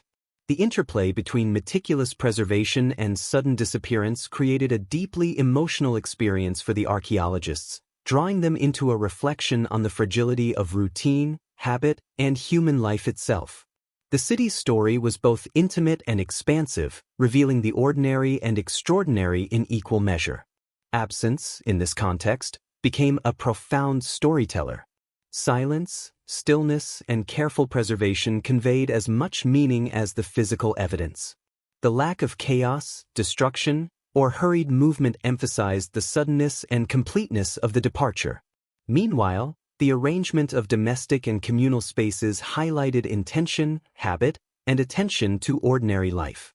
The city communicated through these contrasts, offering a narrative that was both vivid and enigmatic, a story of life interrupted yet preserved with extraordinary precision. As the archaeologists walked through the outer districts, they experienced both intimacy and awe. Every object, every placement, and every architectural choice became a window into lives that were ordinary yet remarkable in their preservation. Footsteps and gestures could be imagined, conversations almost heard, and daily rhythms traced through the evidence of careful planning and habitual action. The city, though devoid of life, retained a vibrancy of memory and imagination, offering lessons in continuity, fragility, and the persistence of human imprint.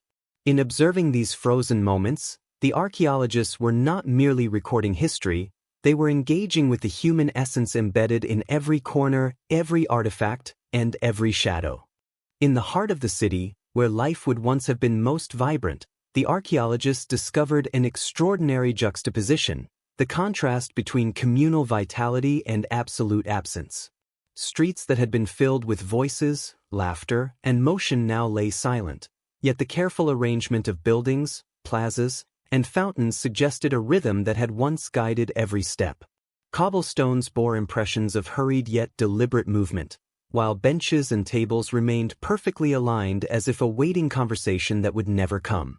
The central square, which had likely been a gathering place for celebrations, discussions, and market activity, stood empty, yet its spatial design communicated purpose, social cohesion, and aesthetic consideration.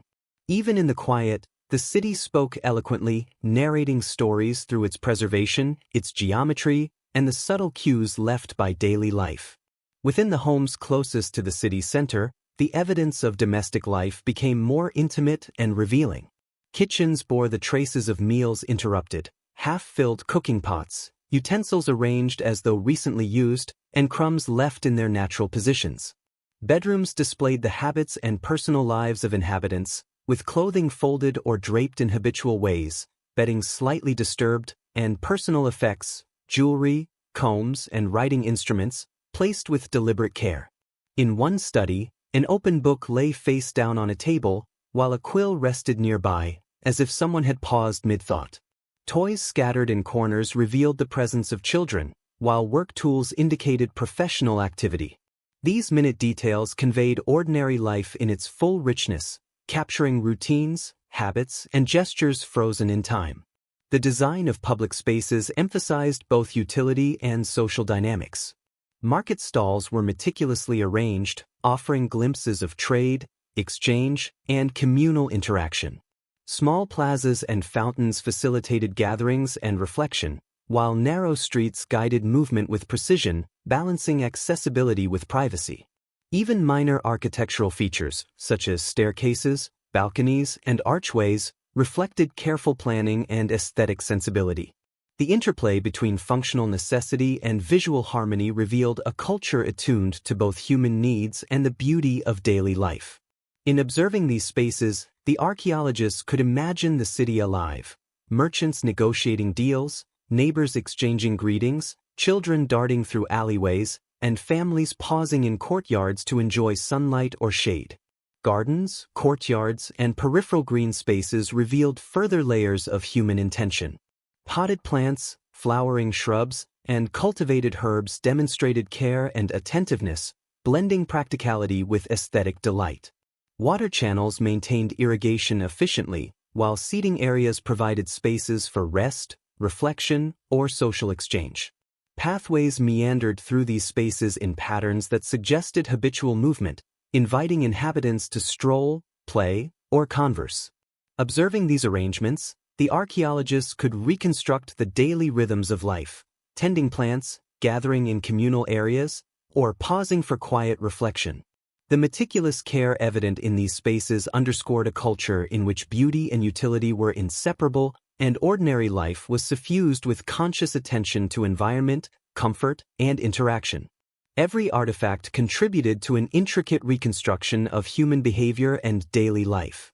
Cooking utensils and food remnants suggested interrupted meals, while writing implements and open books revealed habits of thought, study, and correspondence. Coins, jewelry, and domestic tools reflected commerce, trade, and personal priorities.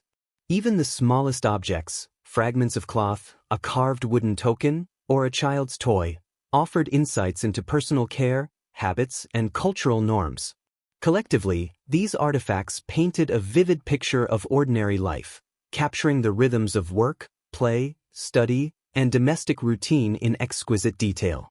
Each object invited reflection and imagination, allowing the archaeologists to trace the invisible choreography of life that had once animated the city. The suddenness of the city's abandonment became increasingly evident through meticulous observation. Streets remained orderly, homes and public spaces intact, and personal belongings were left in habitual positions. There were no signs of chaos, hasty departure, or violence. The evidence suggested a departure that was abrupt yet precise, leaving the physical and social structure intact. Even the smallest details, from footprints in dust to the placement of kitchen utensils, emphasized the astonishing immediacy of the vanishing. This precision heightened the sense of mystery and deepened the emotional resonance, as the archaeologists confronted a city where life had ceased without leaving conventional evidence of conflict, disaster, or panic. Light and shadow, interacting with architecture and landscape, provided additional insight into the city's rhythm and intention. Narrow streets guided sunlight into courtyards, illuminating surfaces with patterns that shifted throughout the day. Windows framed views of gardens, fountains, and plazas, creating spaces that encouraged contemplation, interaction, and movement. Seasonal changes would have influenced these patterns, subtly affecting daily routines, gatherings, and labor. Even absent inhabitants, the city communicated through these rhythms, demonstrating an understanding of human comfort, social engagement, and the aesthetic value of light in daily life.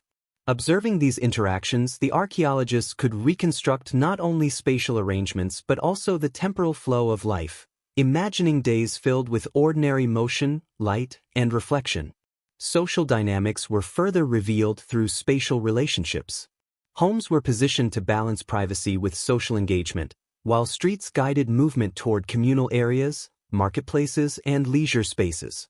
Courtyards, plazas, and fountains created settings for interaction, reflection, and recreation. This spatial choreography reflected a sophisticated understanding of human behavior and community life, a rhythm of engagement and withdrawal, work and leisure, observation and connection. The archaeologists, walking these streets and observing these arrangements, could almost hear the conversations, laughter, and interactions that had once filled these spaces, imagining life as it had unfolded within this carefully orchestrated environment. Every element of the city contributed to a narrative of life interrupted. Kitchens paused mid-preparation, courtyards remained empty yet meticulously arranged, gardens preserved delicate order, and streets stood silent yet perfectly aligned. Footprints, tools, toys, and personal belongings provided evidence of activity abruptly halted. The juxtaposition of meticulous preservation with sudden disappearance created a profound emotional experience, drawing archaeologists, and through them, future observers, into reflection on the fragility, rhythm, and resilience of human life. The city's story became both intimate and expansive, revealing ordinary existence in its full richness and the extraordinary circumstances of its vanishing. Absence, in this context, became as meaningful as presence. Silence, stillness, and careful preservation conveyed narrative as much as physical evidence did. The lack of chaos or disorder highlighted the abruptness and completeness of the departure, while the alignment of objects and spaces emphasized human intention, habit, and the quiet dignity of daily life. This paradoxical relationship between presence and absence created a story that was both vivid and enigmatic, inviting archaeologists and observers to reflect on life, continuity, and the unknown forces that had caused such a precise vanishing. Walking through these central districts, the archaeologists were enveloped by a sense of intimacy, awe, and humility. Every object, every placement, and every architectural choice became a window into lives both ordinary and extraordinary. Footsteps and gestures could be imagined in the spaces between artifacts, conversations and laughter almost heard, and the rhythms of daily life traced through meticulous observation. The city, though empty of living souls, remained vivid in memory, imagination, and emotional resonance, offering a timeless meditation on the continuity of human life and the fragility of existence. In witnessing these frozen moments, the archaeologists engaged not just with history, but with the human essence embedded in every corner, every artifact, and every shadow. The cumulative effect of these observations extended beyond scholarly understanding. Silence, stillness, and careful preservation became narrative tools, conveying empathy, reflection, and wonder. The city spoke through experience, guiding observers to reconstruct lives that were invisible but deeply present. It invited engagement across centuries, connecting archaeologists and later audiences to ordinary yet remarkable human rhythms. In this way, the city communicated enduring lessons. Life leaves imprints, even when interrupted. Ordinary routines hold extraordinary meaning, and human intention, care, and presence resonate long after physical disappearance. In the quietest corners of the city, the archaeologists discovered a remarkable interplay between human presence and the passage of time. Each object, each arrangement, and each trace of daily life offered insight into the rhythms of existence that had once been ordinary yet intentional. In one small courtyard, a delicate fountain stood quietly, the water channels still perfectly aligned, though no hand moved them. Pots of herbs and vegetables maintained their ordered arrangement, as if waiting for someone to tend them. The surrounding homes reflected a similar precision, utensils on counters, beds partially made, and small personal items carefully positioned, all suggesting life paused mid-motion. The stillness was profound, and yet within it lay a subtle intimacy, a narrative whispered through the smallest details of human care. As they examined these spaces, the archaeologists became acutely aware of the subtle signs of personal habits. A writing desk held an unfinished note, a child's toy lay nestled against a chair, and kitchen implements reflected interrupted routines. These tiny traces conveyed the presence of thought, intention, and movement, capturing the invisible patterns of life in meticulous detail. Even the absence of disorders spoke volumes, emphasizing that the city had been abandoned suddenly yet carefully. It was as if time itself had paused, holding each moment in place so that the ordinary gestures of life could be observed centuries later, perfectly preserved. Light played a quiet but crucial role in the city's narrative. Narrow streets funneled sunlight into interior spaces, illuminating objects in ways that highlighted their function and beauty. Windows framed views of gardens and courtyards, offering moments of contemplation and reflection. Even subtle shifts in illumination across the day would have shaped the inhabitants' experience, guiding movement, shaping routines, and creating a gentle rhythm to life. In this interplay of light and shadow, the archaeologists found both practical design and an aesthetic sensibility, evidence that the city had been built with care for both function and emotional resonance. The social structure of the city emerged in the positioning of homes, public spaces, and communal areas. Houses were arranged to balance privacy with interaction, streets guided movement to marketplaces and gathering spaces, and plazas encouraged reflection, conversation, and leisure. Gardens and courtyards offered settings for connection, contemplation, and quiet observation.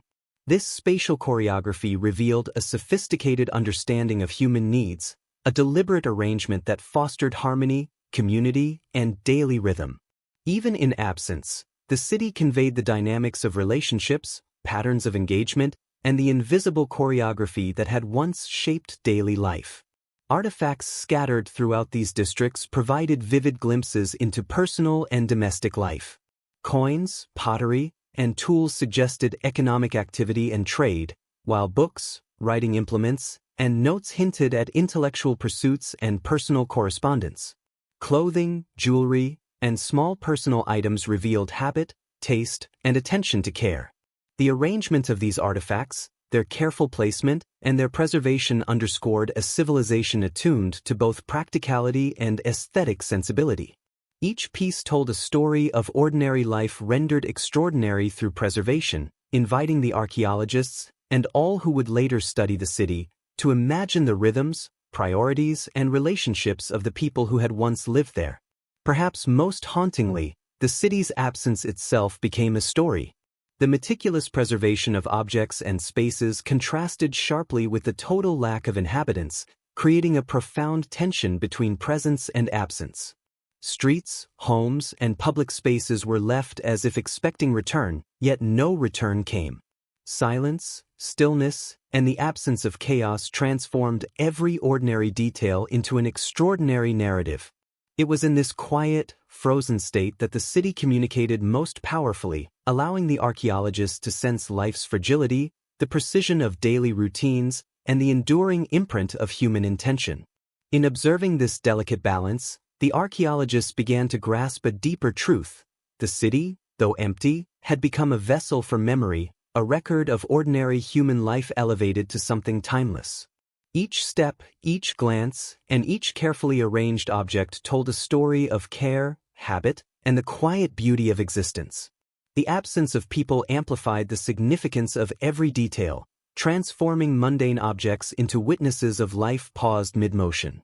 In this way, the city became more than a site of ruins. It became a teacher, whispering the rhythms of life, the precision of intention, and the extraordinary resonance of ordinary moments suspended in time. As the sun dipped lower, casting long, golden shadows across the city, the archaeologists paused to reflect on the enormity of what they had witnessed. Every street, courtyard, and home had whispered fragments of lives interrupted, yet in that stillness, a profound beauty emerged. The city, though empty, felt alive in memory and imagination. Footsteps could be traced in soft dust, toys hinted at laughter that would never return, and gardens radiated the quiet care of unseen hands. Each object and space, carefully preserved, narrated a story of ordinary life elevated into something extraordinary by circumstance. The silence was not oppressive but contemplative, allowing the observer to enter a state of quiet reflection, to imagine the rhythm, motion, and intimacy of a vanished community. In this suspended world, The archaeologists felt both connection and humility, recognizing the fragility of human existence and the extraordinary traces we leave behind. The city became a mirror for thought, memory, and imagination, a place where absence spoke as eloquently as presence, inviting a deep understanding of life, its fleeting rhythms, and the indelible imprints left in the quiet corners of history. In the fading light, the city whispered its final secrets, enduring in silence and wonder. As the sun began its slow descent, casting long golden shadows across empty streets and silent courtyards, the city seemed to breathe in its own stillness. Light danced gently on walls, fountains shimmered faintly, and gardens glowed with a muted warmth. The archaeologists paused, feeling the weight of absence yet the resonance of presence, as if the city itself whispered the stories of its vanished inhabitants. Every detail, the placement of a tool, the tilt of a window, the curve of a pathway, spoke of careful intention, of lives lived fully, of routines abruptly frozen, leaving a city suspended in time and memory.